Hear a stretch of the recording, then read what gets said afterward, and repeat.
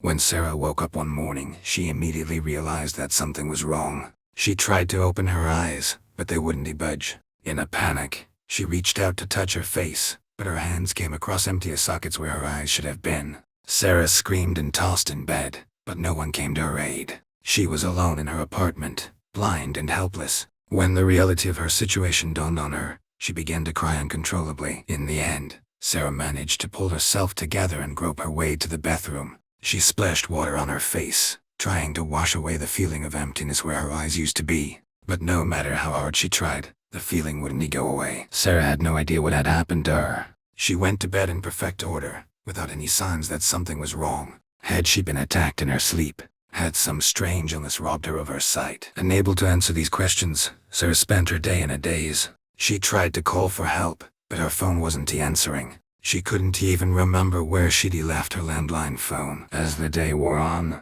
Sarah's fear turned to despair. She had no idea how she was going to survive without her eyes. She couldn't work. She couldn't even leave her apartment. And the worst part was that she couldn't shake the feeling that someone or something was watching her, even though she couldn't see them. Days turned into weeks, and Sarah's situation only became more difficult. Her food and water were running low, and she was too weak to go out and get more. She spent her days huddled in a corner, listening to the sounds of her apartment and praying that nothing would happen behind her. But something really came for her. One night, Sarah heard someone scratching at her door. She froze, listening intently as the scratching grew louder and more insistent. She tried to call for help, but her voice got stuck in her throat. And then, suddenly, the scratching stopped. Sarah held her breath, expecting the worst. But there was only silence. In the morning, Sarah steeled herself to investigate. She groped her way to the door and opened it, her heart pounding with fear. But all she found was a note written in spidery handwriting. It said, "You shouldn't have seen what you saw." Sarah had no idea what the note meant.